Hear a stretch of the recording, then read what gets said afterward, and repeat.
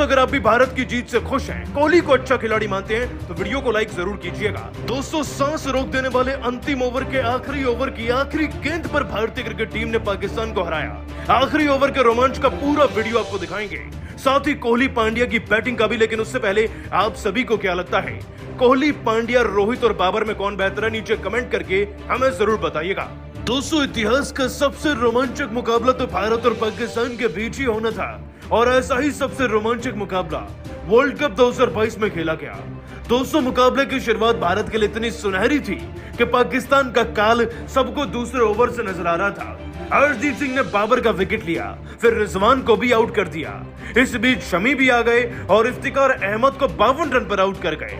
तो उधर दोस्तों हार्दिक पांड्या ने भी 2 विकेट बैक टू बैक झटक लिए।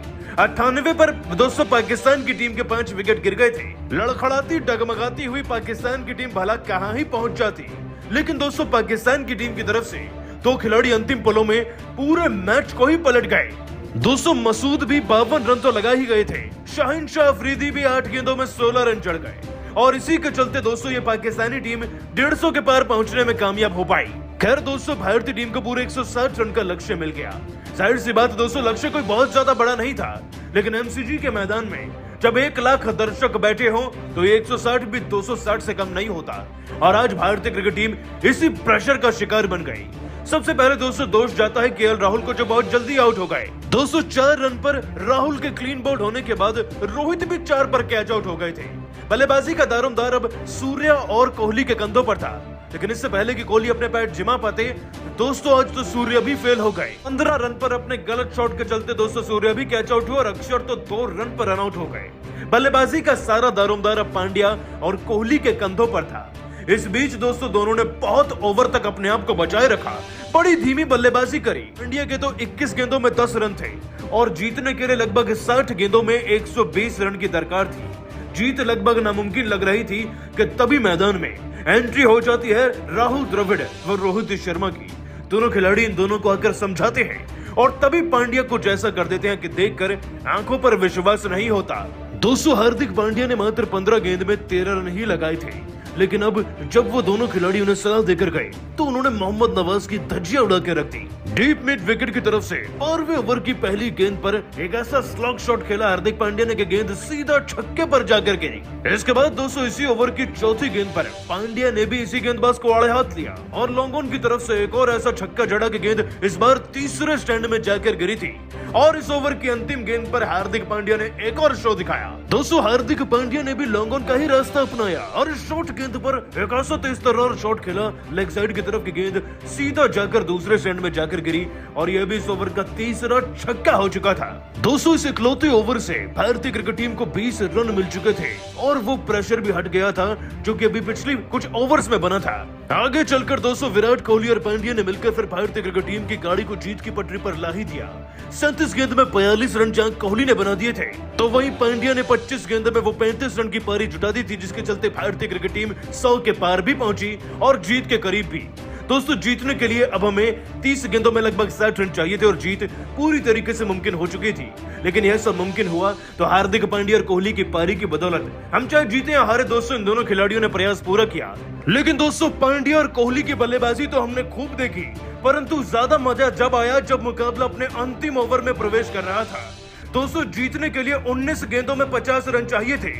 जीत नामुमकिन लग रही थी, लेकिन फिर ऐसे चमत्कार हुए कि हम इस हारे हुए मैच को भी जीत गए। तो चलिए आपको अंतिम ओवर का पूरा रोमांच दिखाते हैं। उससे पहले दोस्तों आपको यह बता दें कि पारी के 19वें ओवर में भारतीय क्रिकेट टीम की तरफ से विराट कोहली ने 2 शानदार छक्के जड़कर 50 गेंद में 74 रन तो पूरे किए ही थे, साथ ही मुकाबले को अंतिम ओवर तक ले गए थे।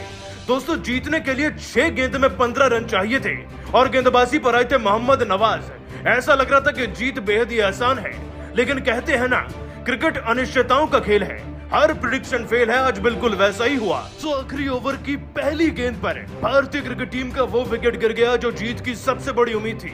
हम बात करें हार्दिक पांड्या की। मोहम्मद नवाज की गेंद पर दोस्तों बड़ा शॉट लगाने के चक्कर में पांड्या आउट हो गए। पहली गेंद पर पांड्या का विकेट बहुत बड़ा झटका था। लेकिन फिक्र नहीं थी, क्योंकि इसके बाद कार्तिक की एंट्री हुई थी और वो भी फिनिशर के मास्टर हैं। लेकिन दोस्तों उन्होंने आते ही 1 रन लिया और फिर तीसरी गेंद पर कोहली ने जैसे तैसे 2 रन मैनेज कर लिए, पर चौथी गेंद पर कोहली ने वो किया जिससे कि इस मैच का पूरा वाकया ही पलट गया। दोस्तों चौथी गेंद तक भारतीय क्रिकेट टीम को 3 गेंदों में अब 13 रन चाहिए थे, लेकिन कोहली ने एक शानदार छक्का तो जड़ा ही लोगों की तरफ से, साथ ही एक over the waist no ball भी थी।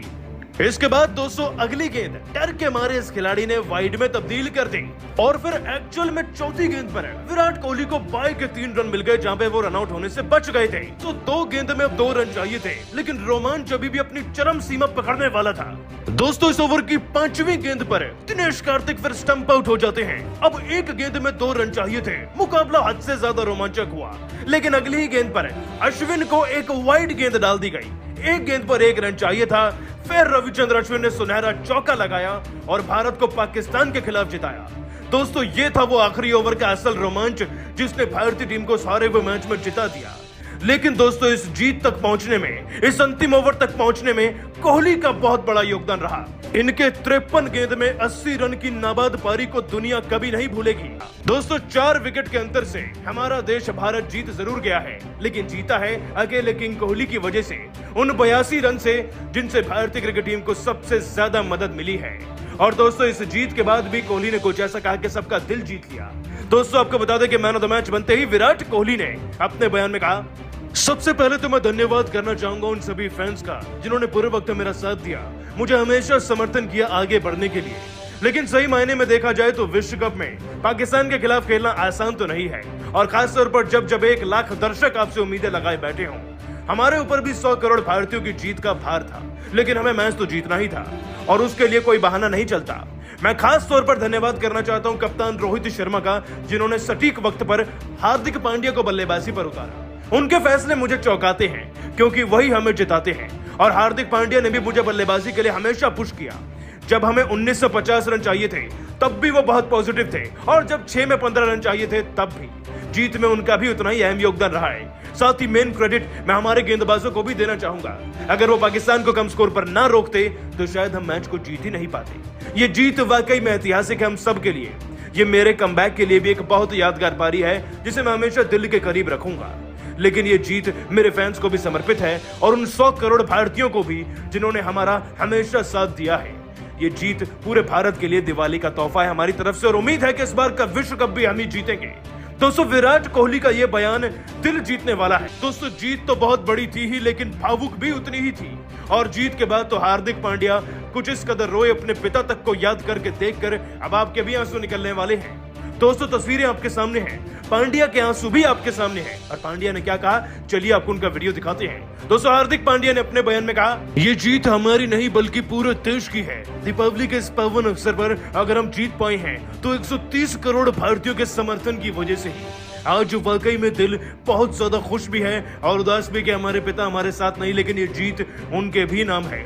साथ ही साथ मैं आप सभी को यह बताना चाहता हूं कि इस जीत में सभी खिलाड़ियों ने बराबर की मेहनत करी और एकजुट होकर जो योगदान दिया है उसी के बल पर हम जीते हैं। चाहे वो गेंदबाज थे, चाहे वो हमारे विराट कोहली भाई थे जिन्होंने अंतिम पलों तक डटे रहकर हमारी टीम को जिताया। ये एक देश की जीत है, एक 11 खिलाड़ियों की टीम की नहीं। मैं रोहित भाई का भी धन्यवाद करना चाहूंगा कि उन्होंने टीम में ऐसा माहौल बनाया है कि जैसा कभी धोनी भाई के वक्त पर था। ये जीत वाकई में बहुत शानदार है और इसके लिए तो हम कुछ भी दांव पर लगा देते। साथ ही साथ ये खुशी के आंसू मेरे उन फैंस के लिए जिन्होंने हमेशा मेरा समर्थन किया। दोस्तों हार्दिक पांड्या को इस तरीके से रोता हुआ किसी ने कभी नहीं देखा।